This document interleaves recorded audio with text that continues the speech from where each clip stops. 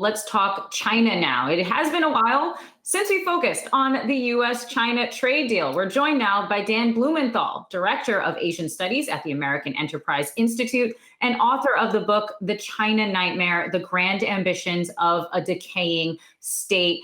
Dan, thank you so much for joining us. You know, it seems that all we were talking about in 2019 was the U.S. China trade deal. Every single day, it was at the time the main focus of our conversations, and also the cause of huge market swings, both to the upside and to the downside. I'm wondering if you think that the Biden administration is going to be placing the same kind of priority on the relationship with China that we saw from the Trump administration. Well, I think they absolutely will be putting the same priority on China as the Trump administration. It is by far the most important foreign affairs question in this country. And the President-elect Biden has talked about it very much in his campaign. No less tough rhetoric than President Trump. Maybe a different focus, maybe some more areas of cooperation, but there's no question that it'll be on the top of his foreign policy priorities. So then to that point, what do you think we can expect from a Biden administration, at least moving forward on this point of the U.S.-China trade deal? I know that you say that he's not going to be less tough than President Trump was, but what do you think we can expect from that relationship after January 20th? I think there'll be more policy stability on our side, so we won't see tweets that define the relationship.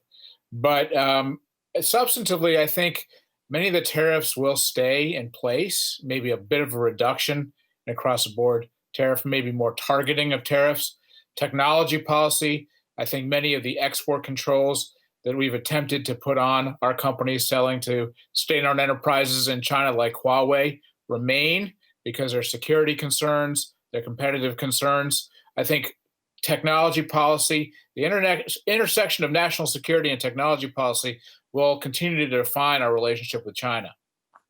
If you had to look in your crystal ball, Dan, do you think that 2021 is going to be the year that we get a U.S.-China trade deal signed, sealed, and delivered? I don't think so. I don't think 2021 will be that time. And there's a number of reasons for that. First, the Chinese economy is doing better than it was at the beginning of COVID, but still is not doing very well. Our economy has to recover as well. I don't think the political appetite for a big trade deal will be there. I think fixing things around the margins, how many tariffs are imposed, what level, what the technology policy and restrictions look like, that'll all be in the cards. Some kind of climate change deal, some kind of energy deal. I don't think a comprehensive trade deal is in the works in 2021. So then when? 2022? Do you think that Biden will be able to pull it off in his 4 years in the White House?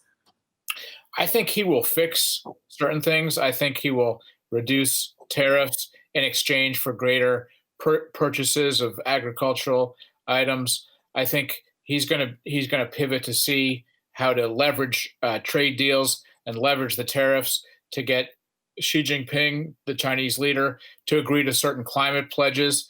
But a comprehensive trade deal in this environment, it's hard to forecast exactly when that would come. I think the phase one deal is effectively over. So Dan, I'm hoping you can kind of give us some insight from the other side, which would be from the Chinese. Do you anticipate that they'll perhaps react to this new administration any differently? And do you think that President Trump has caused some damage to the U.S.-China relationship? We've seen this, kind of improving, but also weakening of the relationship between the United States and some other countries. Wondering how you think the Chinese are going to react. Well, the Chinese do view us, no matter who our president is, as their chief rival for geopolitical power in terms of the economic and technological competition. So structurally, it's going to be difficult for that to change.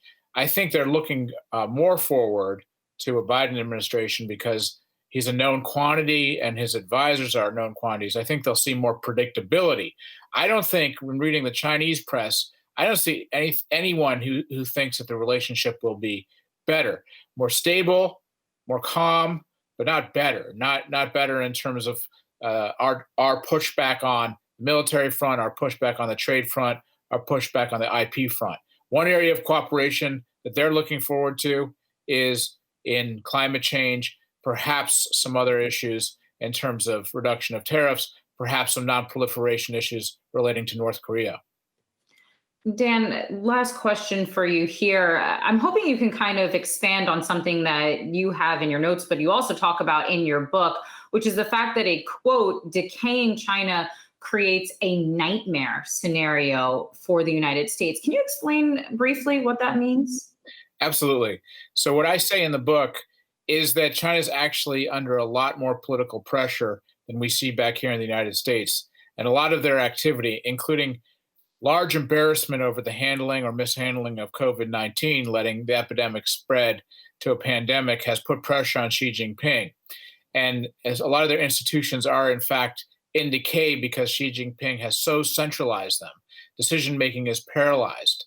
So, what he's doing in response, Xi Jinping, is being more aggressive internationally to distract from some of these problems. It's a nightmare for us, as we've seen with COVID-19. They are unable to contain these epidemics. It affects all of us. And then instead of looking inward to try to solve their problems, they've been lashing out, as we see in Australia, in Europe, and Taiwan. And that's really a nightmare, very difficult to deal with a frustrated great power. All right, Dan Blumenthal, Director of Asian Studies at the American Enterprise Institute and author of the book. I want to get the title right here, The China Nightmare, The Grand Ambitions of a Decaying State. Dan, thank you so much. Absolutely fascinating conversation. Thank you so much.